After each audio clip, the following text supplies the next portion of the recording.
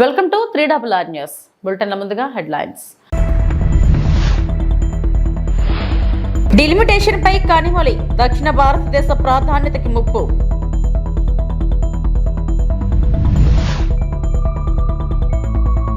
Visakha steel plant నుంచి అనకాపల్లి వరకు metro rail ప్రతిపాదన లేదు, మంత్రి నారాయణ వెల్లడి.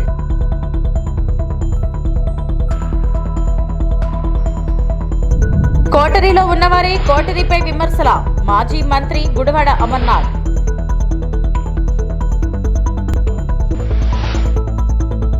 ప్రతిపాదిక సరిహద్దుల పునర్విభజన ప్రక్రియపై తెలంగాణ ముఖ్యమంత్రి రేవంత్ రెడ్డి బీజేపీ నేతృత్వంలోని కేంద్ర ప్రభుత్వాన్ని తీవ్రంగా విమర్శించారు. దీనిని దక్షిణాది రాష్ట్రాలకు పరిమితి అని అభివర్ణించారు.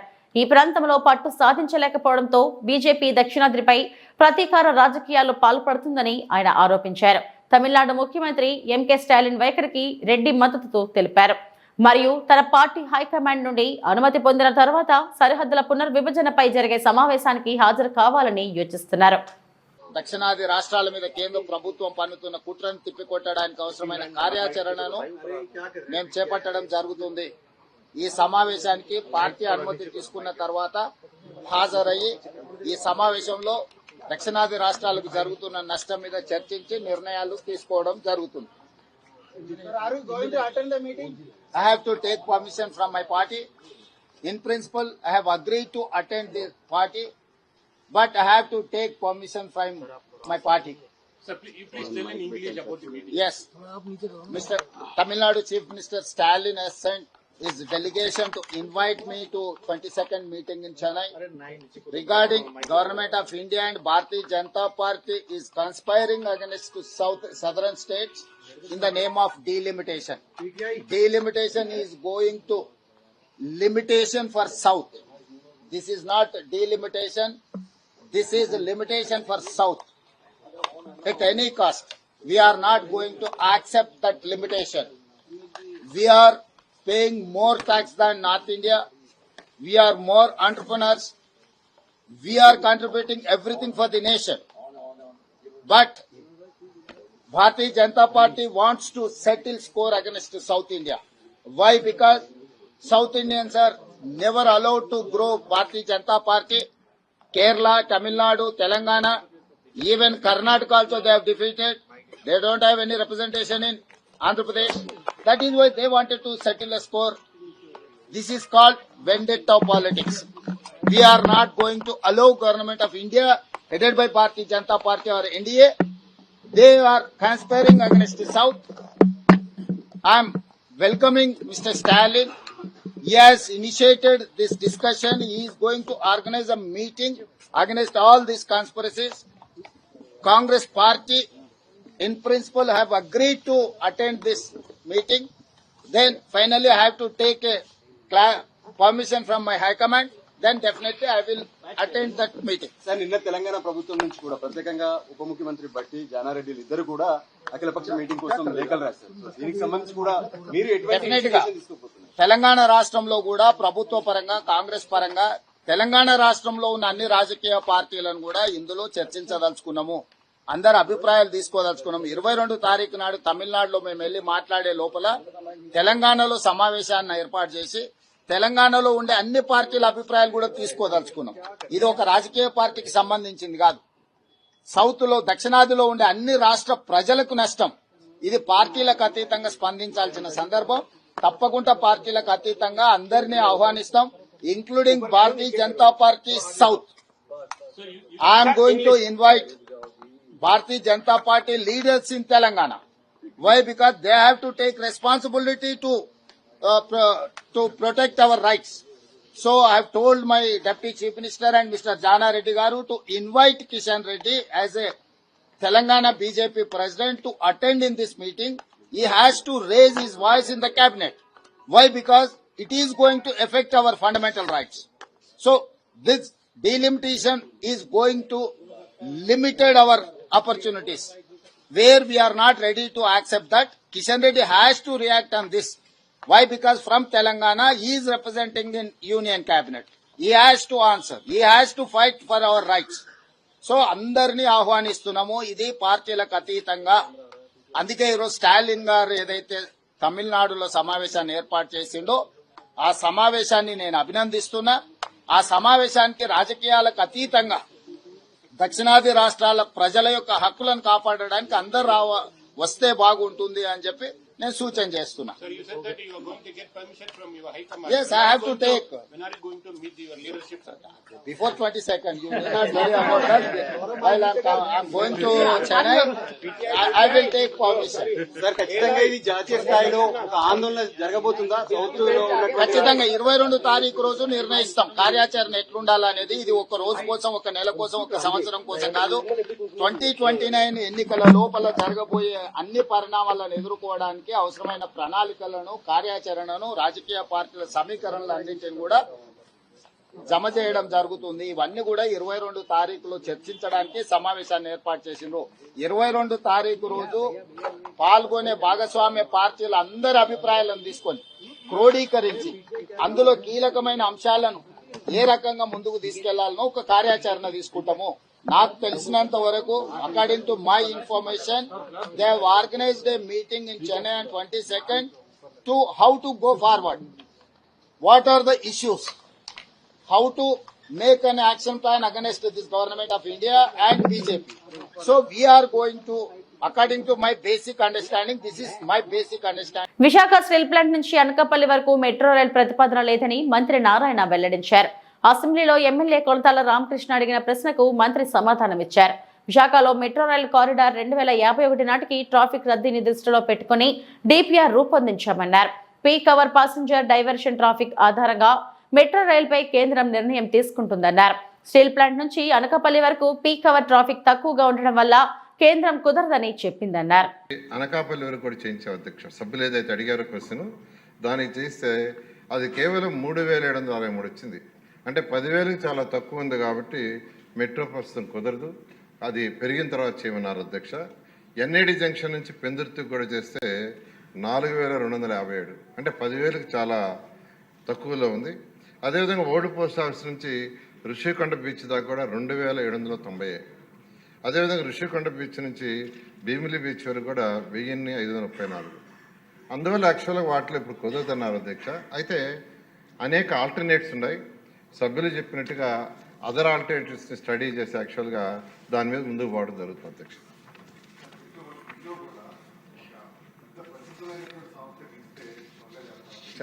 ఎల్ఎన్టీ లాంటి సంస్థలు ఏవైతే ఉన్నాయో గ్లోబల్ సంస్థలు ఈ దేశంలో ఎక్కువ మెట్రోస్ చేసిన ఆ సంస్థలు కాబట్టి ఒక మంచి సంస్థకు వచ్చే విధంగా త్వరితగతిన పూర్తి చేసే చర్యలు తీసుకోవాల్సింది కదా. వైకుంఠపురం బ్యారేజీతో పాటు సాగునీటి ప్రాజెక్టులను రద్దు చేసిన విధ్వంసకారుడు జగన్. రాజధాని అమరావతితో పాటు అత్యవసర సమయంలో ఉమ్మడి కృష్ణా, గుంటూరు జిల్లాలో సాగునీటి అవసరాలు తీర్చేలా నాడు చంద్రబాబు వైకుంఠపురం బ్యారేజీకి శ్రీకారం చుట్టారు. 2019 ఫిబ్రవరిలో వైకుంఠపురం బ్యారేజీ పనుల మొదలవగా తర్వాత వచ్చిన జగన్ ప్రభుత్వం బ్యారేజీ అవసరం లేదు అంటూ పనులు రద్దు చేసింది. అసెంబ్లీలో పలువురు సభ్యులు అడిగిన ప్రశ్నలకు సమాధానంగా మాట్లాడడం జరిగిందని డాక్టర్ నిమ్మల రామానాయుడు అన్నారు. నీటి వనరుల యొక్క లభ్యతను ఆధారంగా చేసుకుని అభివృద్ధి చెందిన విషయం చరిత్ర మనకు తెలుస్తుంది అధ్యక్ష. అందులో భాగంగానే ఏదైతే 2014లో ఆంధ్రప్రదేశ్ రాష్ట్రం ఏదైతే నవ్యాంధ్రప్రదేశ్ రాష్ట్రం ఏదైతే ఉందో రాజధాని లేనిటువంటి పరిస్థితుల్లో ఆ రోజు ముఖ్యమంత్రి చంద్రబాబు నాయుడు గారు మరి ఆ రోజు అమరావతిని రాజధానిగా నిర్ణయం తీసుకోవడం, దానికి 33,000 ఎకరాలు ఒక్క చిన్న లాఠీ చార్జీ కూడా లేకుండా మరి ఆ రోజు మరి ల్యాండ్ పూలింగ్ లో తీసుకునే విషయం మనందరికీ తెలుసు అధ్యక్ష.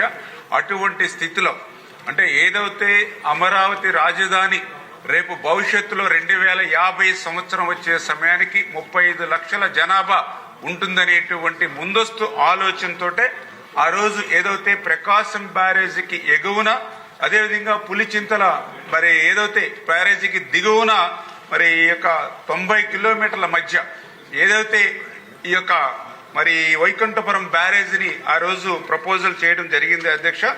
ఈ యొక్క వైకుంఠపురం బ్యారేజీకి సంబంధించినటువంటి ప్రపోజల్ ఏదైతే 2016వ సంవత్సరంలో ఆ రోజు దీన్ని ఒక డిపిఆర్ తయారు చేసుకోవడానికి కూడా మరి సిడబ్ల్యూసి ఆధ్వర్యంలో నడుస్తున్నటువంటి ప్రభుత్వ సంస్థ ఏదైతే వ్యాప్కాస్ ఏదైతే ఉందో వాళ్ళకి ఈ యొక్క డిపిఆర్ నిమిత్తం కూడా పనులు అప్పగించడం జరిగింది అధ్యక్ష. ఈ వ్యాప్కాస్ కూడా ఆ డిపిఆర్ తయారు చేసి ఆ రోజు 2018 సంవత్సరంలో ఆ రోజునటువంటి ప్రభుత్వానికి కూడా నివేదిక ఇవ్వడం జరిగింది. ఆ యొక్క వ్యాప్కాస్ ఇచ్చినటువంటి నివేదిక ప్రకారం అంటే ఏదైతే గుంటూరు జిల్లాకు సంబంధించినటువంటి వైకుంఠపురం, కృష్ణా జిల్లాకు సంబంధించి దామలూరు మధ్య ఈ యొక్క వైకుంఠపురం బ్యారేజీని నిర్మాణం చేసేటువంటి విధంగా అంటే ప్రకాశం బ్యారేజీకి 23 కిలోమీటర్ల ఎగువన, అదేవిధంగా ఏదైతే పులిచింతల ఏదైతే ప్రాజెక్టు ఉందో దానికి 60 కిలోమీటర్ల దిగువన ఒక 10 టీఎంసీల నీరు నిలువ చేసుకునేటువంటి విధంగా ఈ యొక్క బ్యారేజీని మరి నిర్మాణం చేయాలనేటువంటి ఆలోచనతో ఆ రోజు ఉన్నటువంటి ప్రభుత్వం సంకల్పం చేసింది అధ్యక్ష. అందులో భాగంగానే ఏదైతే 2018లో ఈ వైకుంఠపురం బ్యారేజీకి సంబంధించి మరి ఏదైతే 2169 కోట్ల రూపాయల అక్షరాల నిధులు మంజూరు చేసి, నిధులు మంజూరు చేయడమే కాదు టెండర్స్ ను కూడా ఆ రోజు కంప్లీట్ చేయడం జరిగింది అధ్యక్ష. అందులో భాగంగానే Navayuga engineering company limited and Venkatrao infra project limited Hyderabad వీళ్ళు ఆ రోజు టెండర్స్ కూడా దక్కించుకోవడం జరిగింది. అదేవిధంగా వీళ్ళకి వర్క్ అగ్రిమెంట్ కూడా ఇచ్చి 24 మంత్స్ అంటే 2 సంవత్సరాల్లో ఈ యొక్క ప్రాజెక్ట్ ని పూర్తి చేయాలి, బ్యారేజ్ నిర్మాణం పూర్తి చేయాలి అనేటువంటి ఆలోచనతో ఈ 2169 కోట్లు కూడా చాలా క్లియర్ గా ఏదైతే భూసేకరణకు సంబంధించి 771 కోట్లు, బ్యారేజీ నిర్మాణానికి 1088 కోట్లు, నావిగేషన్ పనుల నిమిత్తం 88 కోట్లు, అదేవిధంగా రహదారులు, భవనాల నిర్మాణం, మౌలిక ఆంధ్రప్రదేశ్లోని వర్సిటీల్లో తప్పు చేయాలంటేనే భయపడేలా కూటమి ప్రభుత్వం చర్యలు ఉంటాయని మంత్రి నారా లోకేష్ అన్నారు. ఆంధ్ర యూనివర్సిటీ అక్రమాలపై అసెంబ్లీ ప్రశ్నోత్తరాల్లో చర్చ జరిగింది. వైకాపా ప్రభుత్వ హయాంలో అనేక అక్రమాలు జరిగాయని టీడీపీ, బీజేపీ, జనసేన ఎమ్మెల్యేలు సభ దృష్టికి తీసుకొచ్చారు. అనంతరం మంత్రి లోకేష్ సమాధానమిస్తూ ఏఈలో అక్రమాలపై విజిలెన్స్ విచారణ జరిపిస్తామని స్పష్టం చేశారు. ఇన్ఛార్జ్ వీసీ ఇప్పటికే విచారణకు ఆదేశించారన్నారు. ఆ విచారణ నివేదిక రాగానే కఠిన చర్యలు తీసుకుంటామని మంత్రి తెలిపారు. రాజకీయ నాయకులు, ప్రజాప్రతినిధులు కూడా వస్తాం జరిగింది అధ్యక్ష. ఒకసారి చూస్తే అధ్యక్ష, bank of America vice chairman Andhra university alum, GMR garu కూడా ఆంధ్ర యూనివర్సిటీ అలుమ్నాయి. ఇక్కడున్న చాలా మంది శాసనసభ్యులు కూడా ఆంధ్ర యూనివర్సిటీ అలుమ్నాయి అధ్యక్ష. అందుకే గౌరవ ముఖ్యమంత్రి గారు నన్ను విద్యాశాఖ మంత్రిగా అపాయింట్ చేసినప్పుడు అధ్యక్ష చాలా స్పష్టంగా నాకు చెప్పారు, ఒక ప్రభుత్వ విశ్వవిద్యాలయం ఉన్న 5 సంవత్సరాల్లో ప్రపంచంలోనే టాప్ 100 క్యూఎస్ ర్యాంక్ లో ఒక్క స్థానంలో ఉన్న టాప్ 100 లో ఉండాలి అనే ఆలోచన నాకు ఆదేశాలు జారీ చేస్తాం జరిగింది. ఆయన ఆలోచన అదే అధ్యక్ష. దాంట్లో భాగంగా అధ్యక్ష నేను ఈరోజు గర్వంగా చెప్తున్నా, mathematics professor from IIT Kharagpur Rajasekhar గారిని ఏకంగా మన వైస్ ఛాన్సలర్ గా మనం నియమించుకున్నాం అధ్యక్ష. ఎందుకు చేశానంటే సంస్కరణలు తీసుకురావాలి, కరికులం ని బలోపేతం చేయాలి అనే లక్ష్యంతో మనం చేశాం. గౌరవ సభ్యులు చెప్పారు అధ్యక్ష, గతంలో జరిగిన అవకతవకల పైన మా దగ్గర ఉన్న కంప్లైంట్ అధ్యక్ష. మొదటిది misuse of RUSA grants of 20 crores అని, ఇంకో పక్కన ఇస్రో నుంచి వచ్చిన 25 లక్షల గ్రాంట్ కూడా ఇర్రెగ్యులారిటీస్ ఉన్నాయని, అవినీతి, abuse of power, misuse of students for political purposes అధ్యక్ష. ఇది గతంలో చూసాం. మాజీ ముఖ్యమంత్రి గారు ఎప్పుడైనా విశాఖపట్నంకి వెళ్తే క్లాస్ లో ఉన్న పిల్లలు క్లాస్ ఆపేసి రోడ్ పైకి తీసుకొచ్చి ఏదో స్వాగతం పలకాలి, పూలేయాలని చెప్పే పరిస్థితి కూడా చూసాం అధ్యక్ష. అదేంది illegal appointment of register of Andhra university జరిగింది. Examination centers were chosen by collecting bribes from colleges for distance education. ఇంకో పక్కన illegal appointments. VC violated the constitution and campaigned for the party in direct elections in favor of ruling party, continuing the retired professors as principals against the rules of the university. ఇంకో పక్కన అధ్యక్ష irregularities, violations against the norms and act provisions. అంటే ఇట్లా అనేక complaints వచ్చినాయి. గౌరవ సభ్యులు అడిగారు, గతంలో కూడా మీరు చెప్పారు ఏమైందని. అధ్యక్ష, ఇన్ఛార్జ్ వైస్ ఛాన్సలర్ గారు ఒక కమిటీ నియమించారు. ఆ కమిటీ ద్వారా రిపోర్ట్ ఇవ్వాలని వాళ్ళు అడుగుతాం జరిగింది అధ్యక్ష. అందుకే గౌరవ సభ్యులు అడిగారు ఈరోజు ఎట్టి పరిస్థితుల్లో మీరు విజిలెన్స్ ఎంక్వైరీ చేయాలని. ఇది హౌస్ రిక్వెస్ట్ కనుక తప్పనిసరిగా 60 రోజులు అంటే టైం బౌండ్ పెట్టమని అందరు కోరారు. 60 రోజులు విజిలెన్స్ ఎంక్వైరీ పూర్తి చేసి తిరిగి ప్రభుత్వానికి పంపించాలని గౌరవ హౌస్ తరఫున ఆదేశాలు జారీ చేసి ఆ రిపోర్ట్ మళ్ళీ తిరిగి గౌరవ సభ్యులకు అందించే బాధ్యత ఒక మంత్రిగా నేను తీసుకుంటాను. రిపోర్ట్ వచ్చిన వెంటనే తప్పనిసరిగా కఠినంగా వ్యవహరిస్తాం, ఎవరిని ఉపేక్షించేది లేదని గౌరవ సభ్యులు తెలుపుకుంటూ, గణబాబు గారు కూడా చెప్పారు ఒక మంచి మాట, ఇంకొకసారి పొరపాటు చేయాలంటే భయపడాలి, అలాంటి యాక్షన్ తీసుకుంటేనే ప్రభుత్వ విశ్వవిద్యాలయాలు మనం కాపాడగలుగుతామని గౌరవ సభ్యులు కూడా మంచి సూచన చేశారు. ఆ తప్పనిసరిగా విజిలెన్స్ రిపోర్ట్ వచ్చిన తర్వాత గౌరవ ముఖ్యమంత్రి గారు టేబుల్ అయిన కూడా పెట్టి ఎలాంటి యాక్షన్ తీసుకున్నా ప్రభుత్వం కఠిన. వైఎస్ జగన్ కోటరీ అంటే అది ఆయనను అభిమానించే ప్రజలు 15 ఏళ్లుగా పార్టీ కోసం కష్టపడి పనిచేస్తున్న వైఎస్ఆర్సీపీ కార్యకర్తలనని విశాఖ జిల్లా వైఎస్ఆర్సీపీ అధ్యక్షులు మాజీ మంత్రి గుడివాడ అమర్నాథ్ స్పష్టం చేశారు. విశాఖపట్నం వైఎస్ఆర్సీపీ కార్యాలయంలో మీడియాతో మాట్లాడుతూ విజయవాడలో విజయసాయిరెడ్డి చేసిన వ్యాఖ్యలపై ఘాటుగా స్పందించారు. నిన్నటి వరకు వైఎస్ జగన్ కోటరిలోనే ఉన్న విజయసాయిరెడ్డి ఇప్పుడు కోటరి గురించి మాట్లాడటం విడ్డూరంగా ఉందని అన్నారు. వైఎస్ జగన్ కు అత్యంత సన్నిహితుడుగా ఆయన మాటల్లోనే చెప్పాలంటే పూజారిగా ఉన్నప్పుడు విజయసాయిరెడ్డి ఎలా వ్యవహరించారో ఆత్మవిమర్శ చేసుకోవాలని అన్నారు. కష్టపడి పనిచేస్తున్నటువంటి కార్యకర్తలే జగన్మోహన్ రెడ్డి గారు కోటరీ. నిజంగా కోటరీలు సరే పోనీ ఎవరో ఏమన్నారనేటువంటిది పక్కన పెడదాం. ఏ రాజకీయ పార్టీలో ఏ నాయకుడి పక్కన కోటరీ ఉండదు చెప్పండి. చంద్రబాబు నాయుడు పక్కన కోటరీ లేదా? అసలు రాజకీయం కాదు, అసలు ఏ ప్రొఫెషన్లో కోటరీ ఉండదో చెప్పు. ఉదాహరణకు మీ ఏబిఎన్ ఉంది, మీ రాధాకృష్ణ గారి చుట్టూ కోటరీ ఉండదా? ఉంటుంది కదా. ఇగో మా విశాఖపట్నంలో రామకృష్ణ ఇలా చేస్తున్నాడు, లేకపోతే ఇంకో దగ్గర ఇంకోటి ఇలా చేస్తున్నాడు చెప్పేవాడు చేసేవాడు ఉండడా చెప్పు. సో కోటరీలు అనేటువంటివి ఈ ప్రజాస్వామ్యంలో ఈ వ్యవస్థలు అన్నింటిలోని ప్రతి స్థాయిలో ప్రతి వ్యవస్థలో ప్రతి దగ్గర ఉండేటువంటిది. సరే ఆ కోటరీల గురించి ఎవరు మాట్లాడాలి? దూరం నుంచి చూసిన వాళ్ళు లేకపోతే ఆ కోటరీలో లేని వాళ్ళు మాట్లాడాలి తప్ప మొన్నటి వరకు ఆ కోటరీలో ఉన్నటువంటి మనం మాట్లాడితే ఎలా చెప్పు? ప్రజలు హర్షిస్తారా? ఒప్పుకుంటారా? సో ఇవన్నీ కూడా ఆలోచించి మాట్లాడుంటే బాగుండేది. సరే ఇంకా పార్టీ నుంచి రాజీనామా చేసి వెళ్ళిపోయిన తర్వాత అంతకంటే ఇదిగా మాట్లాడతారని అనుకోవడం మన అమాయకత్వం అంతే. ఎవరి మనసు తిరిగింది? ఎందుకు విరిగిపోయింది? ఇంకెవరి మీద ఎప్పుడన్నా ఇంకొల మీద ప్రేమ పుడితే మన మనసులు ఇరిగిపోతుంటాయి. అదే మాకు తెలియాలి. నువ్వు ఆయన అడగాలి, నేనే చెప్తాను. చేసుంటారు. పార్టీలో పనిచేసినప్పుడు వివిధ హోదాల్లో వివిధ స్థానాల్లో పనిచేస్తుంటాం. ఇప్పుడు నీకు ఒకరి మీద మనసు ఇరిగిపోయిందని అంటే ఇంకొక మీద ప్రేమ పుడితేనే ఇక్కడ మనసు ఇరిగిపోద్ది. అది ఎవరి మీద ప్రేమ పుట్టిందో ఎవరి మనసు దేనికి ఇరిగిపోయిందో అనేటువంటి త్వరలో తెలుస్తాయి మనకి. అవన్నీ చూస్తాం కదా రాజకీయాల్లో. నిన్న కూడా వారు మాట్లాడుతూ చెప్పారు. ఏం చెప్పారు? ఈ రోజు వరకు ఏ నిర్ణయం తీసుకోలేదు అంటే, ఈ రోజు అంటే నిన్నటి వరకే కదా. సరే నేను అవన్నీ నా నిర్ణయం కాదు కదా. సో ఏదేమైనప్పటికీ మనసు విరిగిపోవడానికి లేకపోతే ఇంకోటి అయిపోవడానికి వైఎస్ఆర్ కాంగ్రెస్ పార్టీలో ఉన్నంతకాలం అత్యంత కీలకమైనటువంటి స్థానాల్లో వారు పనిచేశారు. సరే వారు మాట్లాడినప్పుడు ఢిల్లీలో మాట్లాడినప్పుడు నేను ఇంక రాజకీయం మాట్లాడదలుచుకోలేదు, వ్యవసాయం మాత్రమే చేస్తానని చెప్పారు. సరే అలాగే అనుకున్నాం. మరి నిన్నటి పరిస్థితులు అయితే దానికి భిన్నంగా కనిపించాయి నాకైతే. సో నిన్న భిన్నంగా కనిపించిన తర్వాత ఈ కొత్త మాటలన్నీ మనసు ఇరిగిపోయింది లేకపోతే ఇంకోటి అయింది అన్న తర్వాత ఇంకో మీద ప్రేమ పుడితేనే మనసు ఇరిగిపోవాలి. మరి నా వ్యక్తిగతమైనటువంటి అభిప్రాయం. అది మరి నాకేం తెలుసు? నేనేం చెప్తాను? నువ్వు ఎవరిని ప్రేమిస్తున్నావు నాకేం తెలుసు చెప్పు.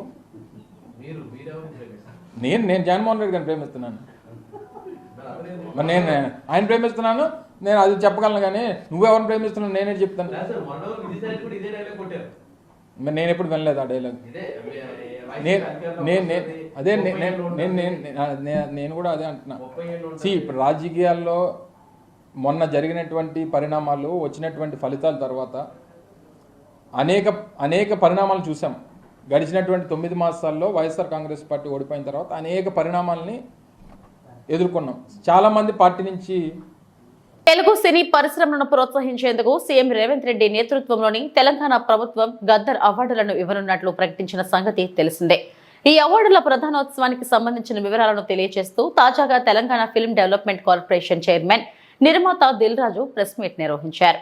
ఏప్రిల్ నెలలో అవార్డుల ప్రధానోత్సవ కార్యక్రమాన్ని వేడుకగా నిర్వహించేందుకు ప్రభుత్వం సన్నాహాలు చేస్తుందని ఆయన తెలిపారు. సినిమాకి కూడా ఎంకరేజ్ చేయాలి అనే ఉద్దేశంతో ఒక అవార్డు పెట్టడం జరిగింది, బెస్ట్ ఫిలిం అవార్డు. అదొకటి యాడ్ అయింది. అంతేకాకుండా 2014లో తెలంగాణ ఏర్పాటు అయిన తర్వాత ఉమ్మడి రాష్ట్రంగా ఉన్నప్పుడు మనకు నంది అవార్డ్స్ ఉన్నాయి. తర్వాత రాష్ట్రాలు వేరు అయిన తర్వాత తెలంగాణ సపరేట్గా మనకు తెలంగాణ రాష్ట్ర రావడం జరిగింది. సో దానికోసం 2014 జూన్ నుంచి రిలీజ్ అయిన సినిమాలకి అంటే ఎవ్రీ ఇయర్ 2014 జూన్ నుంచి 2023 డిసెంబర్ 31 వరకు ఎవ్రీ ఇయర్ ఒక బెస్ట్ ఫిలింకి కూడా అవార్డు ఇవ్వాలని నిర్ణయం తీసుకున్నాం. అలాగే 2024 ఇందాక మీకు చెప్పినట్టు అవార్డ్స్ అన్నీ పాత రోజుల్లాగా ఎలా అయితే ఉన్నాయో కొన్ని మార్పులు చేర్పులతో ఫైనల్ చేయడం జరిగింది. సో అప్లికేషన్స్ ఇమీడియట్లీగా స్వీకరించి స్క్రూటినీ చేసి జ్యూరీలు కూడా ఫైనల్ చేసేసి ఏప్రిల్లో ఈ అవార్డు ఫంక్షన్ అంగరంగ వైభవంగా చేయాలని ప్రభుత్వం ఆశిస్తుంది. దానికి అందరం ఎఫ్డీసీ తరఫున అలాగే ఫిలిం ఇండస్ట్రీ నుంచి చాలా మందిని ఇక్కడ మేము జ్యూరీ లాగా తీసుకొని చేసి అవార్డ్స్ అనేటివి నెక్స్ట్ మంత్ బెస్ట్ ఈవెంట్ చేయాలని గవర్నమెంట్ ఆశిస్తుంది. దానికి మేము కంప్లీట్ చేయాలని ఈ రోజు నుంచి కంకణం కట్టుకున్నాం. అలాగే 2014 నుంచి కొన్ని ఎఫ్డీసీకి అప్పుడు బీఆర్ఎస్ గవర్నమెంట్ ఉన్నప్పుడు సినిమా అవార్డ్స్ అనుకున్నప్పుడు దానికి కొంతమంది ఎఫ్డీసీకి అవార్డ్స్ కోసం అప్లికేషన్తో పాటు సమ్ అమౌంట్స్ పే చేశారంట. అలాంటివన్నీ 2024 కంటే ముందు ఏవైతే అలాంటి ఏమైనా పే చేసినవి ఉంటే ఎఫ్డీసీ నుంచి వాళ్ళకి అవి తిరిగి ఇవ్వడం జరుగుతుంది. ఎందుకంటే 2024 అవార్డ్స్ మనం కండక్ట్ చేస్తున్నాం కాబట్టి ముందు ఎవరన్నా అలా పే చేసి ఉంటే వాళ్ళ అమౌంట్స్ తిరిగి ఇవ్వడం జరుగుతుంది. దీన్ని వాళ్ళు ప్రభుత్వం చూస్తున్నది అర్థం చేసుకొని వాళ్ళు ఎలాంటి కాంట్రవర్షియల్స్గా చూడకుండా ఒకసారి ఇక్కడ మళ్ళీ తెలంగాణ రాష్ట్రం నుంచి అవార్డ్స్ వస్తున్నాయి కాబట్టి అందరు పాజిటివ్గా ఉండి ఈ ఈవెంట్ని విజయం చేస్తే ప్రతి సంవత్సరం మనం సినిమా పండుగ హైదరాబాద్లో అద్భుతంగా జరుగుతుంది. సీఎం గారికి ఒకటే విజన్, లాస్ట్ టైం నేను చెప్పాను కదా, హైదరాబాద్ని ఇంటర్నేషనల్ హబ్ చేయాలంటే ఏం చేస్తావు, దిల్ రాజు గారు నాకు ఒక ప్రపోజల్ ఇవ్వని అన్నాడు. అంటే నాకు సినిమా ఇండస్ట్రీ మీద అవగాహన ఉంది కాబట్టి ఇంటర్నేషనల్ హబ్ కావాలి అంటే మొన్నే మా ఎండి గారితో మేము అందరం కూర్చోవడం జరిగింది. అంతా రెడీ చేస్తున్నాం. ఈ ఈవెంట్ అయిపోయినా దాని మీదకి వెళ్తాం. గవర్నమెంట్ అనేది అవార్డ్స్ ఇస్తున్నప్పుడు ఎవరైనా వస్తారు, స్వీకరిస్తారు. హిస్టరీ అది. గవర్నమెంట్ ఇచ్చే అవార్డు అనేది స్పెషల్ అవార్డు. అది మనం ఏ పని చేసినా 51% పాజిటివ్ ఉంటే చాలు, 49% నెగిటివ్ మాట్లాడే వాళ్ళు ఎలాగో ఉంటారు. 51 ఉన్నారా లేదా మీకు కావాల్సిన కౌంటింగ్ పెట్టుకోండి. Government award. విద్యార్థులు చదువులో వెనుకబడ్డారని ఓ పాఠశాల హెడ్ మాస్టర్ గుంజీలు తీసిన ఘటన విజయనగరం జిల్లాలో జరిగింది. తాము ఎంత చెప్పినా విద్యార్థుల్లో మార్పు కనిపించట్లేదని బొబ్బిలి మండలం Penta ZP high school HM Ramana ఆవేదన వ్యక్తం చేశారు. గురువారం పాఠశాల ప్రాంగణంలో విద్యార్థుల ముందు సాష్టాంగ నమస్కారం చేసి గుంజీలు తీశారు. తల్లిదండ్రులు తమ పిల్లల చదువు ప్రవర్తనపై దృష్టి సారించాలని విజ్ఞప్తి చేశారు. మేము కొట్టలేము, తిట్టలేము, ఏమీ చేయలేము. మీ దగ్గర చేతగానంలో చేతులు కట్టుకుని ఉండాల్సిన పరిస్థితి వచ్చింది మాకు. అంటే ఇంత చెప్తున్నా కూడా ఒకటిలో ప్రవర్తనలో మార్పు లేదు, ఒక చదువులో మార్పు లేదు, ఒక రైటింగ్ స్కిల్ లేదు, రీడింగ్ స్కిల్ లేదు. అసలు ఏంటి ప్రాబ్లం? మీదా మాదా? మాదేనా? మాదైతే చెప్పండి. మీ అందరికీ చిన్న దండం పెట్టి పడుకుని పెట్టేస్తాను. మీ అందరికి దండం పెట్టేసి వదిలేస్తాను. లేదంటే ఇలా నేను తీసుకుంటాను. మరి గుంజలు అయినా మీకు అందరికి కూడా మీ నేనే పనిష్మెంట్ వేసుకోండి.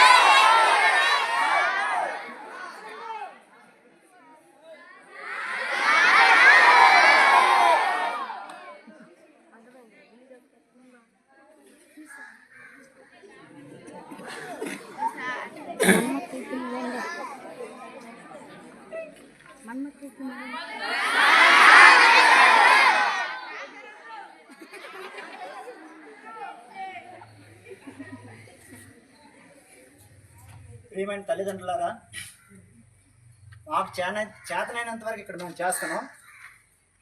మీ పిల్లల్ని మీరు కనీసం కంట్రోల్ పెట్టకపోతే మీ స్కూల్కి పంపించడం వృధా అవుతుంది. ఎందుకంటే ఇక్కడ మా ఉపాధ్యాయులు మేము ఎంత కష్టపడి పనిచేసినా కూడా ఎలాంటి ప్రయోజనం ఉండదు. మీరు మీ పిల్లల్ని అద్దులో పెట్టుకోకపోతే మీరు పాఠశాలకు పంపించడం వృధా అవుతుంది. ఇది మైండ్లో పెట్టుకుని మీరందరూ కూడా మీ పిల్లల్ని చదువు కోసం పంపిస్తే శ్రద్ధగా ఇంటి దగ్గర చదివించండి. ఇంకా దేనికోసం అయితే పంపిస్తే పాఠశాలకు పంపించొద్దు. ఇది నా యొక్క విజ్ఞప్తి. రాష్ట్ర ముఖ్యమంత్రి నారా చంద్రబాబు నాయుడు తణుకు పట్టణంలో స్వర్ణాంధ్ర స్వచ్ఛాంధ్ర కార్యక్రమంలో పాల్గొనేందుకు ఈ నెల 15న తణుకు రానున్నారు. ఈ మూడో శనివారం నిర్వహించే కార్యక్రమాన్ని సింగిల్ యూజ్డ్ ప్లాస్టిక్ నిషేధం అనే స్లోగన్తో నిర్వహించిన నేపథ్యంలో తణుకులో జరిగే బహిరంగ సమావేశంతో పాటు పార్టీ ప్రతినిధుల అధికార యంత్రాంగంతో ఏర్పాటు చేసే సమీక్షా సమావేశంలో ముఖ్యమంత్రి చంద్రబాబు నాయుడు పాల్గొననున్నారు. ఈ మేరకు తణుకులో జరుగుతున్న సీఎం పర్యటన ఏర్పాట్లు తణుకు ఎమ్మెల్యే ఆర్మిల్లి రాధాకృష్ణ, జిల్లా కలెక్టర్ చదలవాడ నాగరాణి, జిల్లా superintendent of police Adnan Nayeem ఆస్మితో కలిసి ఆయన పలు ప్రాంతాలను పరిశీలించారు.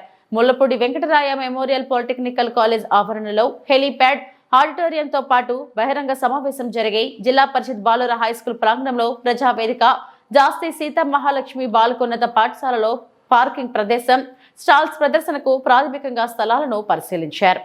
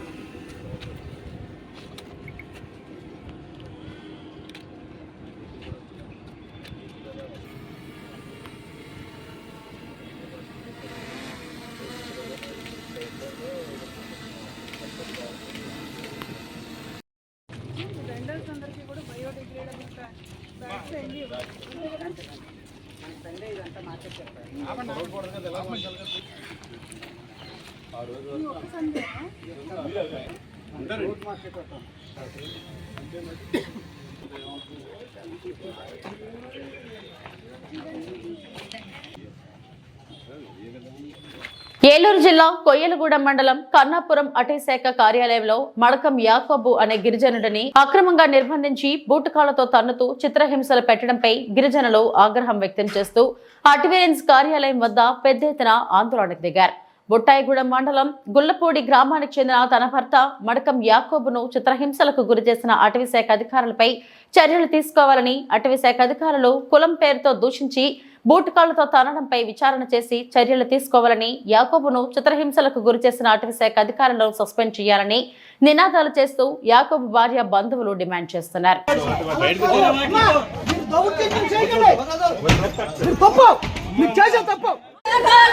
మా బామ్మర్దిని తీసుకొచ్చారండి ఫారెస్ట్ వాళ్ళు తీసుకొచ్చి పొల ట్రాక్టర్ గురించి గొడవ కోసం తీసుకొచ్చి లోన పెట్టి కొట్టేశారు. కొట్టేస్తే మొత్తం ఇవాళ వచ్చి మేము అడిగితే మాకు సమాధానం లేదు. కొట్టిన వ్యక్తి లేరు, ఫారెస్ట్ గారు ఎవరో లేరు. ఆయన కోసం ఇప్పుడు వచ్చి ఇక్కడ అడిగితేనే సమాధానం లేదు. ఆయన అక్కడ జంగారెడ్డి కూడా ఉన్నాడంట, ఇక్కడ రారంట. మేము మాకు సామరస్యంగా ఆయన ఎందుకు కొట్టారో దేనికి కొట్టారో మాకు వచ్చి సమాధానం చెప్పాలి. మేము ఎవరిని గొడవ పడతాక రాలేదు, మేము గవర్నమెంట్తో ఇప్పుడు గొడవ పడతాక రాలేదు. ఆయన వస్తే మాకు 2-3 రోజుల్లో మాకు సమాధానం చెప్పాలి. చెప్పకపోతే తీవ్రమైన పరిస్థితులు ఉంటాయి. మేము ఎలా చేయాలో అలా చేస్తాం. ఇవాళ వాళ్ళకి టైం ఉంది కాబట్టి కొట్టేసి వెళ్ళిపోయారు. మేము తీసుకెళ్ళి ఆయన హాస్పిటల్లో పెట్టాం. ఆయన చచ్చిపోయే పరిస్థితిలో ఉన్నాడు. మాకు సమాధానం రావాలి, మాకు న్యాయం జరగాలి. ఆ న్యాయం ఏంటో మాకు ఇక్కడే తేలిపోవాలి. అనిత అండి, నా పేరు మడకం అనిత అండి, మా ఆయన పేరు మడకం యాకోబు. అయితే మేము పుల్లకొట్టి ట్రాక్టర్లో పంపించామండి. పంపించాక తీసుకొచ్చారు, ఇలా ఫారెస్ట్ వాళ్ళు పట్టారని డ్రైవర్ గారు మాకు ఫోన్ చేశారు. ఇవి ఇప్పటివరకున్న బులెటిన్ అప్డేట్స్. నమస్తే.